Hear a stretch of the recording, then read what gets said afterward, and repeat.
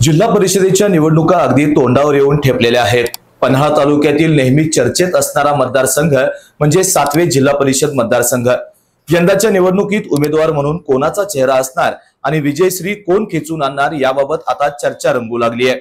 याचाच आढावा घेतलाय आमचे प्रतिनिधी सनी काळे यांनी। 7वे जिल्हा परिषद मतदारसंघ हा माजी आमदार यशवंत एकनाथ पाटील यांचा बालेकिल्ला होता।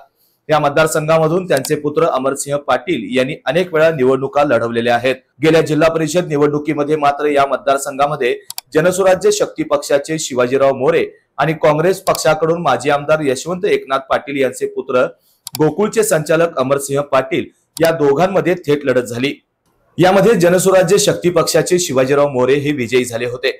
पाटील गटाकडे असलेले सत्ता केंद्र हळूहळू कमी होत गेल्यानं पाटील गट आणि कोरे गट यांच्यातील वादही हळूहळू संपुष्टात येऊ लागला। अखेर 2019च्या विधानसभा निवडणुकीपूर्वी परंपरागत विरोधक असलेले कोरे आणि पाटील गट एकत्र आले। अमरसिंह पाटील यांनी आमदार विनय कोरे यांना उघड पाठिंबा दिला आणि आमदार विनय कोरे 2019च्या विधानसभा निवडणुकीत चांगल्या मताधिक्याने निवडून आले। परंपरागत विरोधी असलेले कोरे पाटील गट एकत्र येत असताना काही वाटाघाटी घडल्या होत्या। या वाटाघाटी दरम्यान पाटील गटाला जिल्हा परिषद मतदारसंघ आणि गोकुळ दूध संघामध्ये प्रतिनिधित्व या दोन प्रमुख गोष्टींचा समावेश होता। त्यानुसार आता एकमेकाला लागून असलेले 7वे आणि कोडोली जिल्हा परिषद मतदारसंघ खुल्या प्रवर्गासाठी राखीव असल्याने 7वे जिल्हा परिषद मतदारसंघ कोरे गट स्वतःकडे ठेवणार की पाटील गटाकडे देणार हा आता महत्त्वाचा मुद्दा। 7वे जिल्हा परिषद अस्तित्वात आल्यापासून 7वे गावाला जिल्हा परिषदेचे प्रतिनिधित्व करण्याची संधी आजपर्यंत मिळालेली नाही। त्यामुळे 7वे जिल्हा परिषद मतदारसंघात स्थानिक उमेदवाराला संधी द्यावी, जिल्हा परिषद उमेदवार 7व्याचाच असावा अशी मागणी आता 7वे आणि परिसरातून होतीये। सध्या इच्छुकांमध्ये 7वे गावचे सोहन अशोकराव दळवी हे जनसुराज्य पक्षातून निवडणूक लढवण्यास इच्छुक आहेत। सोहन दळवी यांचे आजोबा यांनी स्वर्गीय तातासाहेब कोरे यांच्यासोबत काम केलं आहे। वारणा सहकारी साखर कारखान्याचे संस्थापक व्हाईस चेअरमन म्हणून त्यांनी पद भूषवलंय।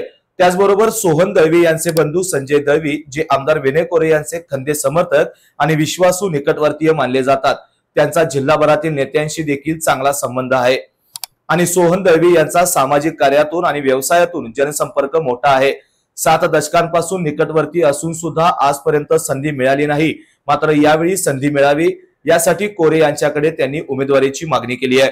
त्याचबरोबर कोरे गटातून मोहोरे येथील जिल्हा परिषदेचे विद्यमान सदस्य, वारणा दूध संघाचे संचालक शिवाजीराव मोरे, त्याचबरोबर गत निवडणुकीत पन्हाळा पंचायत समितीमध्ये नेतृत्व केलेल्या 7वे येथील उज्ज्वला उत्तम पाटील या जनसुराज्य पक्षाकडून निवडणुकीच्या रिंगणात दिसण्याची शक्यता आहे।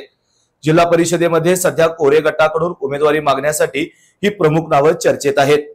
दुसरीकडे बोरपाडे येथील भाजपच्या डॉक्टर स्वाती दीपक पाटील या ही निवडणूक लढवण्याच्या तयारीत असल्याची चर्चा जोरदार सुरू आहे। स्वाती पाटील यांचे बोरपाडे येथे मेडिकल कॉलेज असून संजीवनी फाउंडेशनच्या माध्यमातून त्या लोकांपर्यंत पोहोचले आहेत।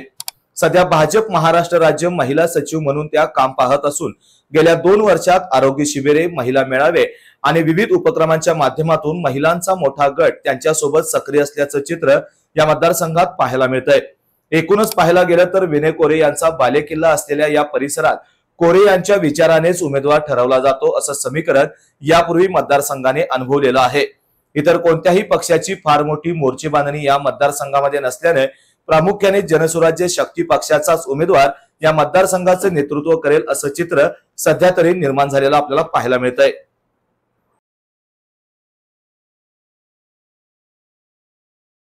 डॉक्टरांनी ऍडमिट होण्याचा सल्ला दिलाय, पण स्पेशल रूम परवडत नाही।